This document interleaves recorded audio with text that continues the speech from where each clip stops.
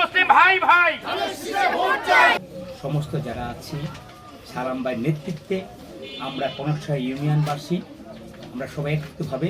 ধানের শীষ marker vote এলাকায় যে আমরা চাইতেছি এবং এলাকার সবার সাথে একই কথা আমাদের ঐক্য হলো ধানের শীষ আমাদের মার্কা ধানের শীষ সালাম ভাইকে বিজয়ী করার জন্য লক্ষ্য নিয়ে আমরা মাঠে আছি এবং সবাইকে একসাথে নিয়ে আমরা বিজয় আমরা ছিনিয়ে আনবো বিপুল ভোটে আমরা যেন এই 17 বছর আমরা বিগত 17 বছর আমরা কথা বলতে পারি নাই আমরা ভোট দিতে পারি নাই মানুষের মনে অনেক আকাঙ্ক্ষা এবং মানুষ যেন সুন্দরভাবে একটা ভোট দিতে পারে 17 বছর কথা পর্যন্ত বলতে পারে নাই মানুষের মনে একটা আকাঙ্ক্ষা ছিল যে সুন্দরভাবে একটা ভোট দিব সেই সুযোগ আমাদের এখন সামনে আসছে আমরা সবাই মিলিতভাবে হিন্দু মুসলিম বেদে খ্রিস্টান যা আছে সবাইকে নিয়ে আমরা ঐক্যবদ্ধভাবে এই কনকশাহী ইউনিয়নে আমরা বিপুল ভোটে আমরা লোহজংবাসী বিপুল ভোটে আমরা সালাম ভাইকে জয়যুক্ত করব এই বলে আমার বক্তব্য শেষ করছি বাংলাদেশ জাতীয়তাবাদী দল জিন্দাবাদ বাংলাদেশ খালেদা জিয়া অমর হোক আর শহীদ প্রেসিডেন্ট জিয়াউর রহমান অমর হোক তারেক রহমান জিন্দাবাদ আমাদের প্রত্যেকটা ওয়ার্ডে নেতাকর্মীরা আমাদের যুবদলের পক্ষ থেকে প্রতিটা ঘরে ঘরে তারেক রহমানের সালাম প্লাস তারেক রহমানের যে 31 দফা বাস্তবায়ন সেটার জন্য আমার যুবদল সম্পূর্ণ কাজ করে যাচ্ছে আর দীর্ঘ 17 বছর যেহেতু আমরা ভোট দিতে পারি নাই প্লাস এই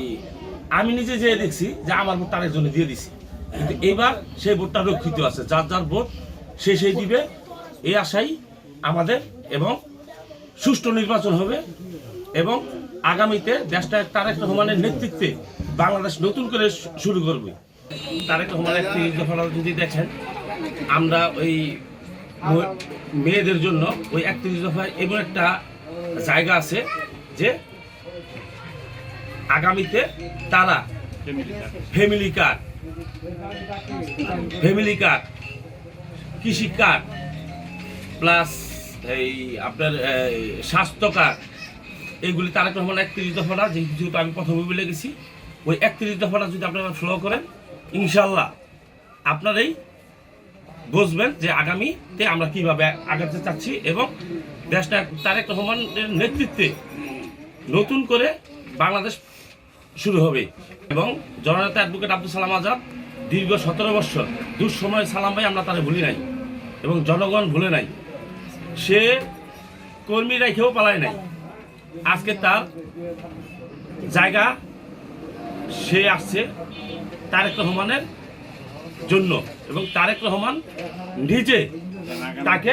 নমিনেশন দিছে আমরা চাই আগামীতে শুধু এমপি না অ্যাডভোকেট আব্দুল সালাম আজাদ এদেশের মন্ত্রী হয়ে আসবে মুন্সিগঞ্জবাসী এটাই কামনা যদি ইনশাল্লাহ আমরা ক্ষমতায় আসি।